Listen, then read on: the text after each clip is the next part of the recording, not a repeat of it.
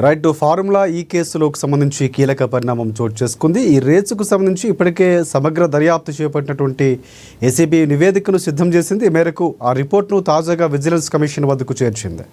అయితే మరొక 2 రోజుల్లో ఫైనల్పై ఇక తుది నిర్ణయం తీసుకునే అవకాశం ఉన్నట్లు తెలుస్తుంది. విజిలెన్స్ కమిషన్ సర్కారు ఫార్ములా ఈ రేసు కేసు తుది నివేదికను అందజేయనుంది. ఇక్కడే ఆమోదం పొందినట్టు వెంటనే నిందితులపై ఛార్జ్షీట్ దాఖలు చేసేందుకు తిరిగి నివేదిక ఏసీబీకి చేరనుంది. రైట్, ఇదే అంశానికి సంబంధించి పూర్తి అప్డేట్స్ అందించేందుకు మా ప్రతినిధి భవిత మనకి లైవ్లో సిద్ధంగా ఉన్నారు. భవిత, చెప్పండి, పూర్తి అప్డేట్స్ ఏంటి? ఒక తుది నివేదిక కూడా తయారైనట్లు తెలుస్తుంది. పూర్తి అప్డేట్స్ ఏంటి కార్ రేసుకు సంబంధించి?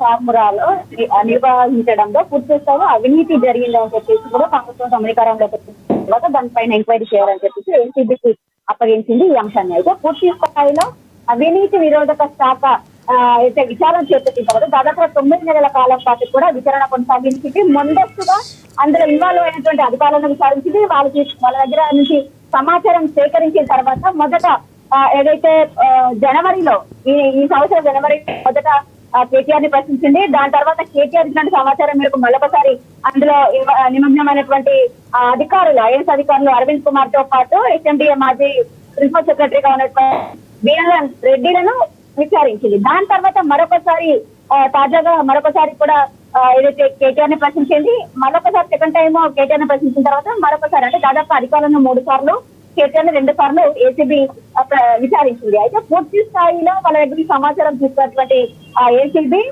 మొన్న 2 రోజుల క్రితం ప్రభుత్వానికి ఒక నివేదిక సిద్ధం చేసి పంపించింది. దాదాపు 70 పేజీలతో పాటు నివేదికతో పాటు 1000కు పైగా దానికి సంబంధించిన అఫిడవిట్లను, డాక్యుమెంట్స్ ని కూడా ప్రభుత్వానికి సమర్పించినటువంటి సమాచారం. అయితే ప్రభుత్వం సంబంధించినటువంటి ఈ సమాచారాన్ని ఏదైతే సిఎస్ గవర్నర్ కి పంపారో అంటే అందులో ఇన్వాల్వ్ అయినటువంటి వాళ్ళని ACB A1, A2, A3, A4, A5 గా మెన్షన్ చేసిందో వాళ్ళ పైన చర్యలు తీసుకునేందుకు గాను గవర్నర్ ఆమోదం కోసము ఒకవైపు నివేదికను పంపింది. దాంతో పాటు at the same time ACB తుది నివేదిక సిద్ధం చేసిందో ఆ నివేదిక ఇటు విజిలెన్స్ కమిషన్ కూడా ఇచ్చింది. అయితే జనరల్ గా విజిలెన్స్ కమిషన్ అంటే ఏసీబీ విచారణ చేసిన తర్వాత ఆ నివేదికలు అవి ఏవైతే ఉంటాయో ఆ నివేదికలు మరొకసారి విజిలెన్స్ కమిషన్ కూడా విచారణ కోసం ఇస్తుంటారు జనరల్ గా. అయితే చాలా సందర్భాల్లో కూడా ఏసీబీ చేసినటువంటి విచారణ కావచ్చు, తీసుకున్నటువంటి సమగ్ర విచారణ పూర్తి స్థాయిలో నివేదిక సిద్ధం చేసిన తర్వాత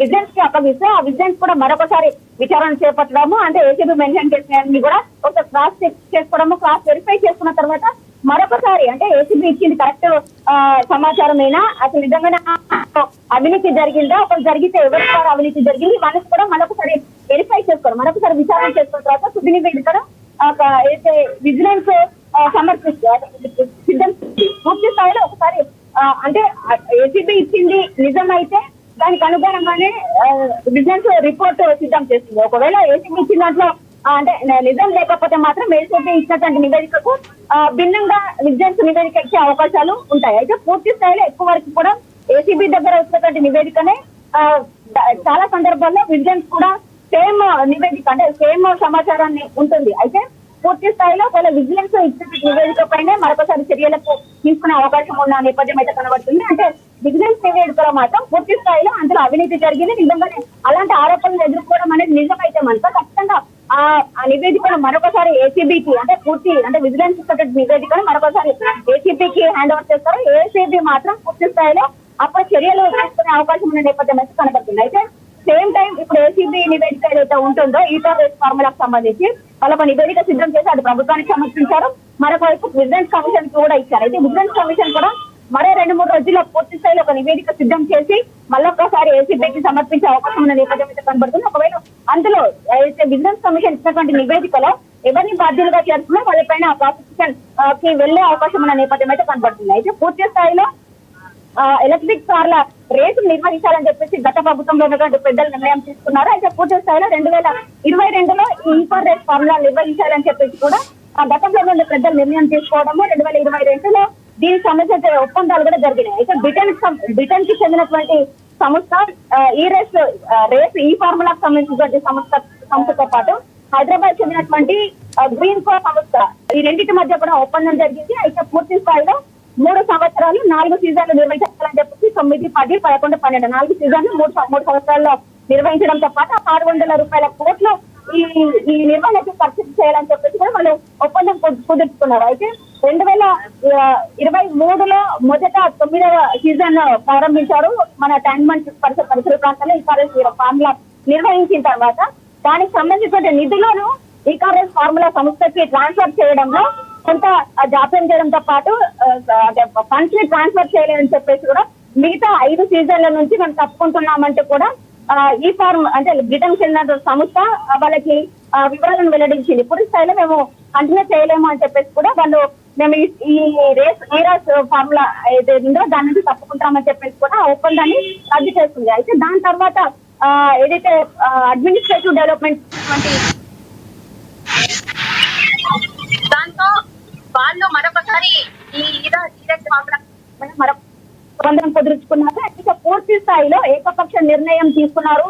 అంటే ఏదైతే బ్రిటన్ చెందినటువంటి సంస్థ ఈ ఒప్పందాన్ని రద్దు చేసుకోవడంతో గత ప్రభుత్వంలో ఉన్నటువంటి పెద్దలు మున్సిపల్ శాఖ మంత్రిగా ఉన్నటువంటి కేటీఆర్ ఏకపక్ష నిర్ణయంతో హెచ్ఎండిఎస్ ఎలాంటి సంబంధం లేకపోయినప్పటికీ దాదాపు 3 సీజన్లకు సంబంధించి 160 కోట్లు వాళ్ళకు ట్రాన్స్ఫర్ చేయాలని చెప్పేసి నిర్ణయం తీసుకోవడము. అప్పట్లో అసెంబ్లీ ఎన్నికలు అమల్లో ఉన్నాయి, కోడ్ అమల్లో ఉంది, కోడ్ ఆఫ్ కండక్ట్ అమల్లో ఉన్నప్పటికీ కూడా ఇటు ఈసీ నుంచి కావచ్చు, అటు ఆర్బీఐ నుంచి కావచ్చు, ప్రభుత్వం నుంచి ఎలాంటి అనుమతులు తీసుకోకుండా విదేశీ సంస్థలకు ఫండ్స్ ట్రాన్స్ఫర్ చేయడంలో కావచ్చు, ఇలాంటి ఒప్పందాలు చేసుకోవడంలో ఏకపక్ష నిర్ణయం తీసుకున్నారని చెప్పేసి కూడా పూర్తి స్థాయిలో ఏసీబీ నివేదికలో పేర్కొంది. అయితే తర్వాత మన గవర్నమెంట్ రావడం అయితే అప్పుడు మొదట దాదాపు సీజన్ 2 కి సంబంధించి 40 కోట్లు ఎలాంటి అనుమతులు లేకుండా విదేశీ ట్రాన్స్ఫర్ చేస్తారు అని చెప్పేసి కూడా తర్వాత కాంగ్రెస్ ప్రభుత్వం అధికారంలోకి వచ్చిన తర్వాత ఈ విషయాన్ని గుర్తించిన తర్వాత ఈ అంశాన్ని ఏసీబీకి ఇవ్వడము, అంటే పూర్తి స్థాయిలో అటు 46 కోట్లు వాళ్ళు విదేశీ సంస్థకు ట్రాన్స్ఫర్ చేయడంతో పాటు ఇలాంటి అనుమతులు లేకుండా హెచ్ఎండిఏకి సంబంధం లేకుండా 8 డబ్బులు ఏదైతే ట్రాన్స్ఫర్ చేశారో 46 కోట్లకు సంబంధించి దానికి జరిమానా కూడా విధించడం, దాదాపు 8 కోట్లకు పైగా జరిమానా కట్టారు. అంటే దాదాపు ఒక సీజన్ కి సంబంధించి 54 కోట్లు సంబంధం లేని హెచ్ఎండిఏ నుంచి నిధులు ట్రాన్స్ఫర్ చేయడాన్ని ఈ ప్రభుత్వం గుర్తించిన తర్వాత నిబంధనలకు విరుద్ధంగా అంటే ఎలాంటి పర్మిషన్స్ తీసుకోకుండా ఏకపక్ష ధోరణితో ఈ నిధులు ట్రాన్స్ఫర్ చేయడానికి గుర్తించినటువంటి ఏసీబీ పూర్తి స్థాయిలో నివేదికలో పేర్కొంది. అంటే దాదాపు మొత్తం పూర్తి స్థాయిలో కనుక సీజన్ అంటే 4 సీజన్లు నిర్వహిస్తే కనుక దాదాపు 600 కోట్లు అంటే మన ఖజానా నుంచి వాళ్ళకు ట్రాన్స్ఫర్ చేసేది అని చెప్పేసి కూడా ఏసీబీ దాంట్లో పేర్కొన్నటువంటి నేపథ్యం అయితే కనబడుతుంది. అయితే పూర్తి స్థాయిలో అందులో అధికారుల నుంచి కావచ్చు, ఇతరత్ర విచారణ చేసినటువంటి వాళ్ళందరి నుంచి కూడా కేటీఆర్ చెప్పిన మేరకే మేము ఈ పనులకు చేశాము, ముందుకెళ్లామని చెప్పి కూడా పూర్తి స్థాయిలో వాళ్ళు ఇచ్చినటువంటి సమాచారం మేరకు ఏకంగా మాజీ మంత్రి కేటీఆర్ తో పాటు A2గా ఐఏఎస్ అధికారి అరవింద్ కుమార్, A3గా బిఎల్ఎన్ రెడ్డి మాజీ చీఫ్ అసెంబ్లీ మాజీ చీఫ్ ఉన్నటువంటి బిఎల్ఎన్ రెడ్డి, ఇంకా A4 SI కిరణ్ అంటే ఏజెంట్ ఈకార్ఎస్ ఫార్ములాకి ఒప్పందం కూర్చున్నటువంటి సంస్థల యొక్క యజమానులను గుర్తించారు. మొత్తం 7 పైన ఛార్జ్ షీట్ దాఖలు చేయాలని చెప్పేసి కూడా ఇప్పటికే ఏసీబీ గవర్నమెంట్ కి నివేదిక ఇచ్చింది, అదే విజిలెన్స్ కూడా నివేదిక ఇచ్చింది. అయితే మరో 2 రోజుల్లో అసలు విజిలెన్స్ నివేదికలో తుది నివేదికలో ఏముండబోతుంది, ఎవరిపైన చర్యలు తీసుకుంటారు అనే ఒక ఉత్కంఠ మాత్రం కొనసాగుతుంది రాష్ట్రంలో. రైట్ భవిత, ప్రధానంగా అంటే ఒకవేళ ఛార్జ్ షీట్లో ఇప్పుడు ఏదైతే A1, A2, A3గా ఉన్నటువంటి పేర్లు ఏవైతే ఉన్నారో కేటీఆర్ మొదలుకొని పూర్తిగా కేటీఆర్ పేరు ప్రధానంగా వినిపిస్తుంది. సో ఛార్జ్ షీట్ ఒకవేళ ఫైనల్ అయితే కనుక అరెస్టులు చేసే అవకాశం ఉందా, మరొకసారి విచారణకు పిలిచే అవకాశం కనిపిస్తుందా? ఎందుకంటే దాదాపుగా ఛార్జ్ షీట్లో ప్రధానంగా పేర్లు వినిపిస్తున్నవి ఒక తుది నివేదికలో ఉన్నటువంటి సందర్భం కూడా ఉంది. సో ఫైనల్ చేస్తే కనుక ఛార్జ్ షీట్లో ఉన్నటువంటి పేర్లకు సంబంధించి పిలిచే అవకాశం, అరెస్టులు చేసే అవకాశం ఉంది అనుకోవచ్చా?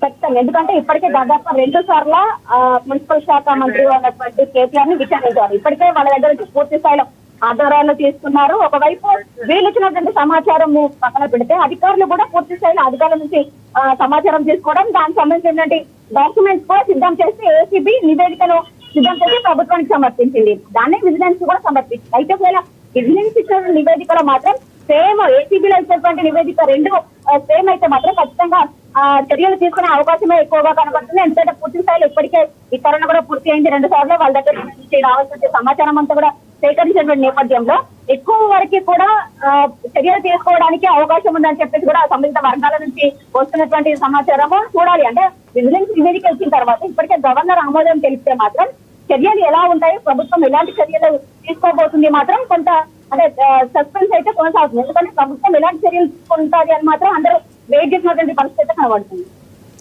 Right, thanks for updates Bhavitha.